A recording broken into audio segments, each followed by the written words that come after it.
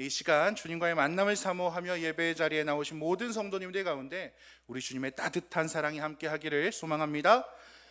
죽음의 수용소에서라는 책으로 유명한 심리학자 빅터 프랭클은요, 인생은 선택의 연속이다 이야기합니다.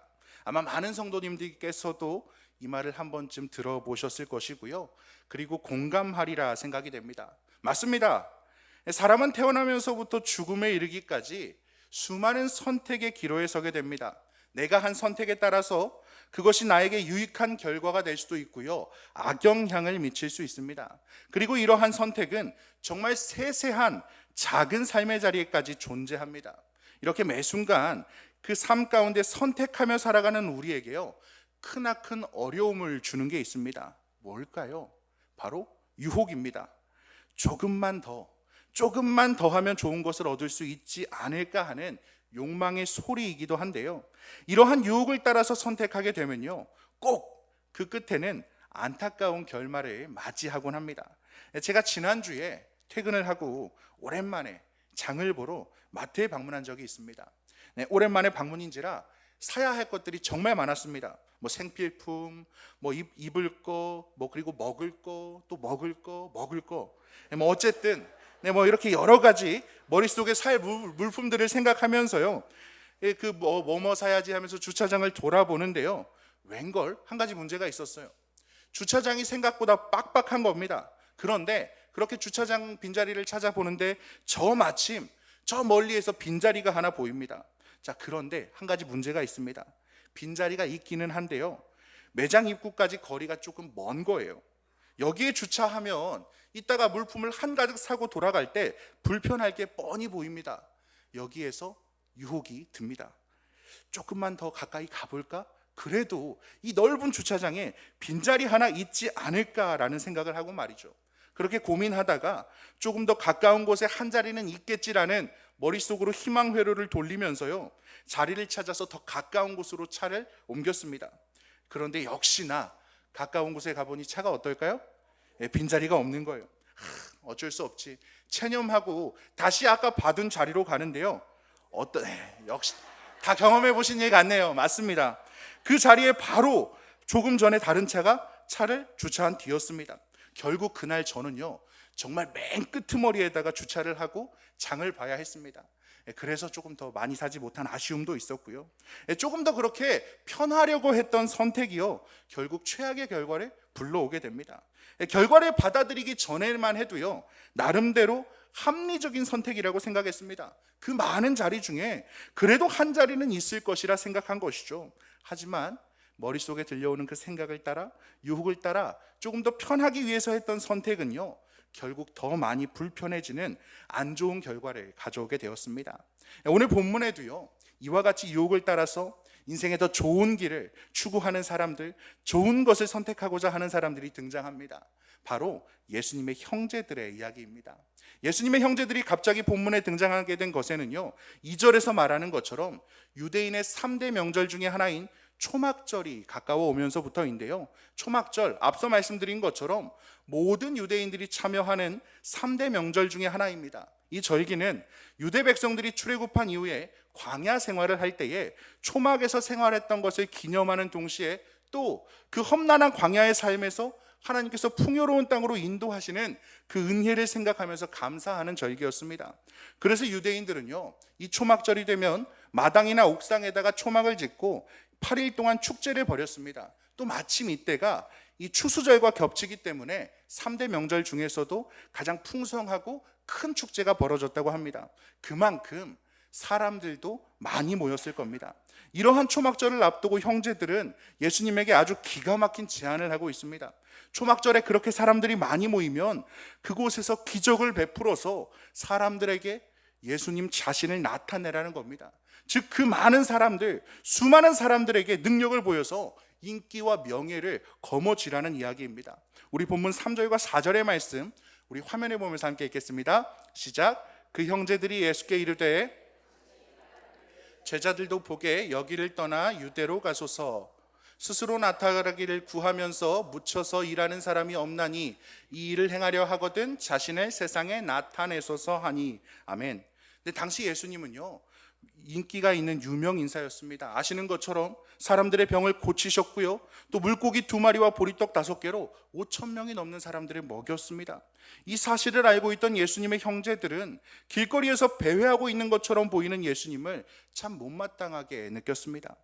사람들이 많이 모이는 기회를 이용해서 얼마든지 세상에서 높은 직위와 인기를 누리면서 많은 재물을 누리며 살 수 있을 텐데, 그럼에도 불구하고 아무도 알아주지 않는 이 총구석인 갈릴리 지역에서 활동하는 그 예수님의 모습이 도무지 이해가 되지 않았던 것입니다. 더군다나 예수님은요, 그 예수님을 따르던 수많은 무리들이 예수님을 왕으로 삼고자 할 때 못 이기는 척 적당히 그들의 비위를 맞추어 주었다면 사람들의 많은 인기와 명예를 얻을 수 있었을 텐데, 그들이 관심 갖지 않는 영생에 대한 알 수 없는 이야기만 늘어놓아서 결국 많은 사람들을 떠나보냈던 그 예수님이, 이 예수님의 형제들 입장에서는 참 어리석게 보이기도 했을 것입니다. 그래서 이들은 이때가 기회다라고 생각하면서 달콤한 제안을 하는 것입니다. 이제 곧 있으면 초막절, 정말 수많은 사람들이 모일 텐데 그 기회를 이용하면 충분히 많은 효과를 누릴 수 있다는 겁니다. 예수님의 형제들의 이러한 제안은요, 일견 듣기에는 굉장히 합리적이고요, 아주 효과적입니다. 단숨에 많은 사람들을 예수님을 따르는 사람들로 만들 수 있는 것처럼 보입니다. 하지만 사랑하는 성도 여러분, 우리가 기억해야 하는 것이 있습니다. 말씀드렸던 것처럼 언제나 이 유혹은요, 아주 그럴듯하고 합리적인 방법으로 찾아온다는 것입니다. 만약에 나에게 찾아오는 유혹이 딱 봐도 거짓말인 것 같고 말도 안 된다면 누가 유혹에 혹할까요? 지난번에 제가 모르는 전화로 보이스피싱 문자를 받은 적이 있는데요, 아시는 것처럼 아무리 잘 설계해도 속을까 말까 한데, 제가 문자를 보자마자 대번에 웃으면서 보이스피싱이라는 것을 간파한 결정적인 이유가 있었습니다. 문자 시작이 이랬습니다. 아빠, 나 핸드폰 고장났어. 그 문자를 보면서 왠지 모르게 마음 한켠은 조금 아팠는데요, 당연히 얼토당토하는 일인지라 당연히 웃으면서 넘어갔던 기억이 있습니다. 그런데 반면에요, 지금은 꽤 시일이 지난 일인데요, 제가 교육전도사로 사역할 때 주일이었습니다. 그날도 평소와 다르지 않게 사역을 마치고 집에 돌아왔는데요, 어머니가 정말 10년 감수했다라는 표정으로 저를 맞이하는 거예요. 자초지종을 듣고 보니까 정말 놀라지 않을 수가 없었습니다. 조금 전에 대뜸 저에게 카톡이 하나 왔다는 거예요. 내용은 이렇습니다. 문화상품권을 사야 하는데 한 30만 원 정도를 구매해야 되니까 보내드린 계좌로 금액을 넣어달라, 이렇게 카톡이 왔다는 거예요. 그런데 마침 말씀드린 것처럼 제가 교회학교 전도사이다 보니까 상품권을 사는 일이 많았습니다. 더군다나 카톡 이름도 똑같고요, 프로필 사진도 똑같다 보니까 별다른 의심이 들 여지가 없었습니다. 그래도 감사한 게 다행히도 입금하기 직전에 굳이 집에 와서 해도 되는 이야기를 카톡으로 하는 게 이상해서 전화를 해봤는데요, 전화를 안 받았다는 거예요. 왜 전화를 안 받는지 이상해서 기다리는 중에 저를 본 겁니다. 그러면서 나중에 이제 어머니가 카톡 내용과 카톡 프로필 사진을 보여주셨는데요, 저도 정말 많이 놀랐습니다. 정말 이름도 똑같고 프로필 사진도 똑같으니까 정말 부모님 입장에서는 속을 수 있겠구나라는 생각이 들었습니다. 이렇게 우리를 속이는 손길들은요, 저희들에게 그럴듯하게 접근합니다. 세상의 사람들을 유혹할 때에도요, 아주 그럴듯해 보이고 합리적인 방법으로 사람들을 유혹한다는 것입니다. 그리고 저희는 이와 유사한 모습을 성경에서 발견할 수 있습니다. 바로 저희들에게 익숙한 사단의 시험을 받으신 우리 주님의 모습입니다. 40일을 금식하시던 예수님 앞에 사단이 찾아와서 가장 먼저 제안을 합니다. 무엇입니까? 이 돌이 떡이 되게 하라. 저희들 입장에서 보면요, 그게 대체 말인가 라고 생각할 수도 있지만요, 이 예수님의 상황에서 볼 때에는요, 혹할 만한 제안이 아닐 수가 없습니다. 무려 40일이나 금식한 상황이었으니 말입니다. 더군다나 우리 주님, 얼마든지 돌을 떡으로 바꾸실 능력을 가진 분이었습니다. 하지만 예수님께서는 이 유혹을 단칼에 거절하고 물리치십니다. 그리고 이어서 두 번째 유혹이 찾아오죠. 예수님을 성전 꼭대기로 데리고 올라가서 그곳에서 뛰어내려 보라고 합니다. 네가 하나님의 아들이라면 천사가 와서 너를 붙들어 줄 것이니 너를 증명해 보라는 것입니다. 스스로를 증명해보라는 이 사단의 말, 오늘 본문의 말씀 가운데 예수님의 형제들이 제안했던 사람들이 많은 곳에서 스스로를 보이라는 달콤한 말과 다르지 않아 보입니다. 사람들이 많은 곳에서 자신이 하나님의 아들임을 증명하고 나타내라는 것이죠. 그리고 마지막 세 번째 유혹은 무엇이었습니까? 자신에게 절하라는 것입니다. 그러면 온전히 세상을 너에게 주겠다라고 말합니다. 사단의 이 요구, 한 번만 딱 눈 감고 수락하면 온 세상의 모든 권세와 명예를 누릴 수 있습니다. 이와 유사한 상황이 앞서 이야기한 오병이어 사건 이후에 나타났습니다. 놀라운 기적을 목도한 사람들이 주님을 찾아와서 자신들의 왕으로 세우려 합니다. 이 사람들의 요청을 딱 한 번만 들어주면, 적당히 비위를 맞춰주면 높은 권세와 인기를 누릴 수가 있습니다. 물론 주님께서는 이 사단의 유혹들을, 그리고 자신에게 찾아온 사람의 요청들을 모두 거절했습니다. 이렇게 세상은요, 사단의 유혹과 같이 듣기에 좋은 말로써 세상의 영광과 육체의 필요를 가지고 사람들을 유혹하고요, 그렇게 자꾸 넘어뜨리려고 합니다. 그 가운데 세상이 말하는 삶의 방향은요, 아주 명확합니다. 바로 너의 뜻대로 살라는 거예요. 하나님의 뜻이 아니라 너의 뜻대로 살라는 것입니다. 인생의 주인은 너인데, 너 그 자신에게 있는데 왜 하나님의 뜻대로 살고 순종해야 하냐는 것입니다. 인생은 너의 것이니 너 스스로 노력해서 인생을 개척하고 자신의 세상에 증명하면 너의 노력의 대가이니 세상의 영광을 취할 수 있다라고 말합니다. 사랑하는 성도 여러분, 어디에서 많이 들어본 말 아닙니까? 세상의 수많은 책들에서 성공을 말하고 자기 개발서에서 자신의 삶을 열심히 최선을 다해서 살아갈 때에 결국 영광이 있다라고 이야기합니다. 그것을 읽고 그것을 바라보면서 지금도 수많은 이들은 그 끝에 무엇이 있는지 모르고 열심히 달려갑니다. 인간에게 가장 중요한 것은 이 땅에서 살아가는 삶이기에, 먹고 사는 문제이기에 때문에 이 떡의 문제를 먼저 해결하라고 유혹하고 있는 것입니다. 또한 자신을 과시하고 사람들로부터 인기 없는 삶을 추구하게 합니다. 하지만요, 이러한 세상의 유혹은, 그 속삭임은 우리의 시선을 땅에 묶어둡니다. 나 자신의 성취와 욕망에만 묶어둡니다. 하나님을 향해야 할, 우리 주님을 향해야 할 그 시선을 장막을 쳐서 가리우고 세상만 바라보게 하는 것입니다. 일견 보기에는 합리적으로 보이는 이야기이지만 그 결말에 있는 것은 사단의 유혹과 같이 사망이 됩니다. 오늘 말씀 가운데 예수님의 형제들은 마치 예수님을 위하는 것처럼 보입니다. 합리적인 의견이고요, 지혜로운 방법처럼 보입니다. 하지만 그것이 결국 사단의 유혹의 손길이고 동시에 주님의 길을 방해하는 일이라는 것을 성서는 이어지는 말씀을 통해 결정적으로 나타냅니다. 바로 본문 5절의 말씀입니다. 우리 본문 5절 함께 읽겠습니다. 형제들까지도 예수를 믿지 아니함이러라. 아멘. 예수님의 형제들은 예수님을 믿지 않았습니다.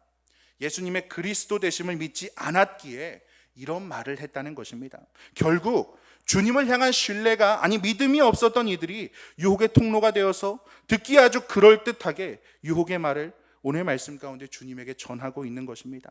안타까운 것은 오늘날에 살아가는 수많은 이들이 이 주님의 형제와 다르지 않은 모습을 보인다는 것입니다. 주님을 향한 믿음이 없고요, 그들의 소망이 어디에 있습니까? 바로 이 땅에 있습니다. 이 땅에서 성공하는 것, 잘 먹고 잘 사는 것에 인생의 모든 목적을 두고 있습니다.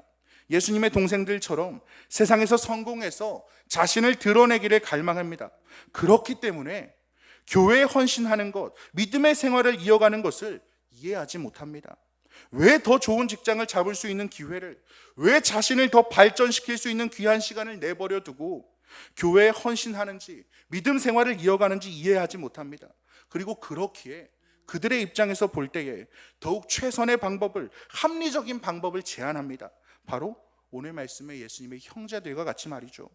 40일 금식을 마친 예수님 앞에 사단이 나타나서 유혹을 건넸던 것처럼 삶의 어려움과 고단함 가운데 그 길을 걸어가는 믿음의 자녀들에게 세상은 부드러운 목소리로 계속해서 유혹의 손길을 건넵니다. 이 땅에서 성공을 바라보며 사는 것이 중요하다라고, 하나님을 바라보는 것, 하나님의 뜻대로 살아가는 것보다 이 땅에서 바로 나를 위해 살아가는 것이, 나의 성공과 발전을 위해 살아가는 것이 더욱 중요하고 더 가치 있는 삶이라 이야기합니다. 이런 유혹은 일견 보기에 합당해 보이죠. 이 세상에서의 삶을 중시하는 것이 합리적인 선택처럼 보입니다. 그것이 맞는 길로 보이게 합니다. 하지만 우리가 잊지 말아야 하는 사실이 있습니다. 바로 우리의 중심이 되어야 하는 것은 예수님이라는 사실입니다. 세상을 우선해서 바라보는 것이 아니라 생명이 되시는 주님을, 그 하나님의 말씀을 먼저 바라보아야 한다는 것입니다. 자신에게 찾아온 그 사단을, 그 유혹을 주님께서 어떻게 물리치셨는지를 생각해 보시기 바랍니다. 주님께서 막 엄청난 능력을 발휘해서 물리치신 것이 아니고요, 오직 말씀이었습니다. 사단의 제안에 대한 예수님의 답변의 시작은 항상 같았습니다. 기록되었을 때, 기록되었을 때, 기록되었을 때. 40일간 주야로 하나님께 기도하며 묵상한 말씀이 유혹을 물리친 결정적인 역할을 했다는 것입니다. 우리에게 찾아오는 그 유혹의 성길 가운데 어떻게 우리가 대처해야 하는지를 우리 주님께서 먼저 보여주신 것입니다. 사랑하는 성도 여러분, 저희들은 부족하기에, 연약하기에 저희들 앞에 찾아오는 유혹의 손길 앞에 갈팡질팡할 때가 있습니다. 이 길이 정녕 옳은 길인지 맞는 길인지 헷갈릴 때가 있습니다. 그때에 이 한 가지 사실을 꼭 기억하시길 바랍니다. 오직 말씀과 기도로 우리는 이길 수가 있습니다. 오직 말씀을 통해, 하나님과의 만남을 통해 저희는 저희들의 앞에 놓여진 유혹의 자리를 벗어날 수 있고 주님을 바라보며 한 걸음 한 걸음 그 걸음을 이어나갈 수 있는 것입니다. 바라기는 세상이 말하는 성공과 유혹이 아니라 언제나 변함없이 우리와 동행하시는 그 주님의 말씀을 붙들고 맡겨진 삶을 이어나가는, 그렇게 이기는 자로 살아가는 우리 성도님들이 되시기를 간절히 소망합니다. 본문에서 이어지는 말씀에서 이제 주님은요, 앞선 동생들의 그 제안에 아직 자신의 때가 아니다라고 말씀하십니다. 우리 본문 6절에서 9절 말씀 우리 함께 읽겠습니다. 시작. 예수께서 이르시되